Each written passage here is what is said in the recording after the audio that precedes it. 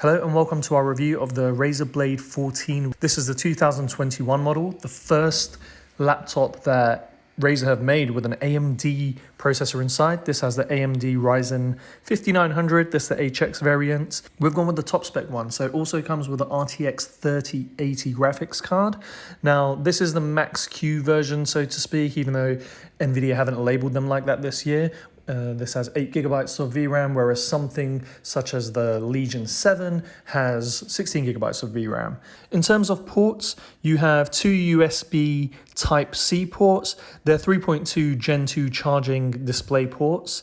You also have Type-A USB ports. There's two of those as well. They're 3.2 Gen 2.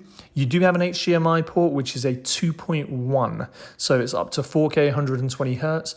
A lot of RTX 3080 laptops out there only have a 2.0B, which means you can't get 4K 120 Hz, but you can with this laptop. Size-wise, this is against a 13-inch MacBook Pro. It's a very good quality build, even when comparing it to a MacBook Pro. It's a fingerprint magnet, as you can see. It does have a lip in order to be able to open the lid with one finger, but it's next to useless. The only way I could actually do that was using my nail and shoving it right in there. It's a very, very thin lip that might as well have not really been there.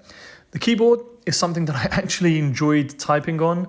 There's not many great keyboards out there these days, but this is actually a very good keyboard. Here's what the keyboard sounds like when you're typing.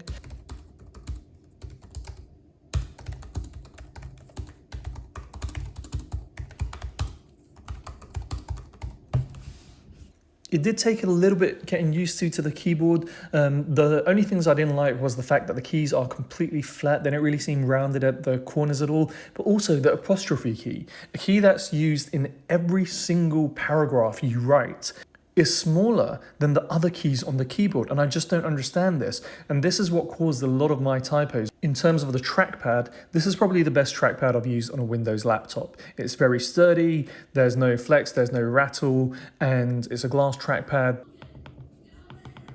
Clicks very nicely, and I really enjoyed using this trackpad. There's no complaints in that department. Now, opening up the laptop and going inside, this is where a few disappointments come into play. Oh, and if you're wondering, it comes with a Samsung SSD as the BIOS showed us, and as you can see, our variant has the 16 gigabytes of RAM, which is the most you can get. The only things you can change in this is that Wi-Fi card and the SSD, and there's only one. You can't upgrade the RAM, 16 gigabytes maximum, and there's no second SSD slot. Another thing worth pointing out, if you take a look, there's these little stickers with a plus on it. This is so Razer can know if you've used a screwdriver to make any alterations to any of these parts. It's on the SSD, it's on the vapor chamber, it's on each one of the speaker grills, it's on the battery. Anything you change on this laptop, Razer will know. I've seen security stickers on laptops before, so companies know when you've gotten inside, but to have it on every single different part, I haven't seen that before. So, all in all, build quality wise, this is about as good as a Windows laptop gets in terms of performance. The screen is absolutely beautiful. I really enjoyed using this screen. I do wish, after having used Legion 7's 16:10 screen, that this wasn't 16:9. Once you go 16:10, you don't go back to 9 inches. Now, one of the other drawbacks was this. I ran into this problem probably 3-4 times in the week or so I spent with this laptop. And for example, I had the Legion 7 for 3 weeks and I didn't experience a blue screen of death once. And this has always been my issue with Razer laptops, is they've always been unreliable in terms of hardware. So overall, I found myself constantly thinking, who is this laptop for? It costs £2,799 in the UK. For £2,399, you can get something like this. The Lenovo Legion 7. It has twice the VRAM in the RTX 3080. It has twice the RAM that you can upgrade. So you can upgrade it up to 64 gigs, whereas you can't even upgrade the one on the Razer. It has 2 SSD slots. It has a 16:10 screen, which once you've used, you really can't go back, especially if you're into productivity. And yeah, sure, the build quality isn't as good, but at the end of the day, you're getting so much more in all the other departments than you are for the Razer Blade 14. Now, I know what you're saying. You're comparing a 14-inch laptop to a 16-inch laptop. At the end of the day, you have to ask yourself, are you willing to pay £400 more for slightly better build quality, for half the RAM, whereas you can't even upgrade the RAM, whereas with the Legion 7 you can. For an RTX 3080, that's 8 gigabytes of VRAM compared to a 16 gigabytes of VRAM on the Lenovo Legion 7. For a display that's 16:9 as opposed to 16:10, now I know a lot of you are thinking, so what? But once you've used the 16:10 screen, especially if you're into productivity, it's going to be very difficult to go back. But for your £400 more, what are you getting? You're getting a smaller size, more portable laptop. That's pretty much it. Ask yourself, when it's in your backpack, is that 0.5 to 1 kilogram difference going to be worth it to you?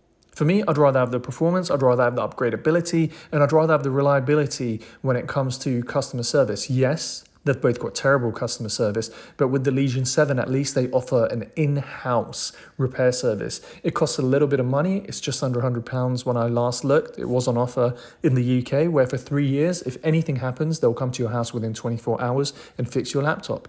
With Razer, they have given me the worst customer service I've ever experienced in my life.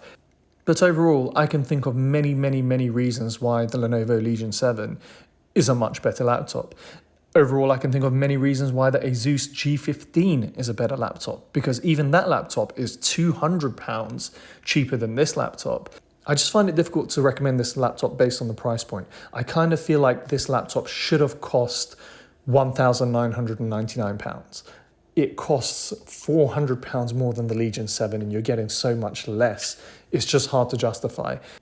If you absolutely must get a 14-inch laptop, this thing has really blown away my expectations in terms of performance. I had the same game running on this compared to the Legion 7, both side by side, both at max settings.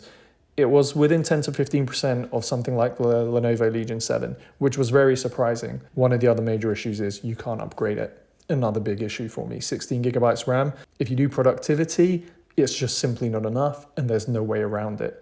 Short-sightedness by Razer there. Hope you enjoy this review. If you found it in any way useful, please leave a thumbs up at the bottom, subscribe, and have a great rest of your day.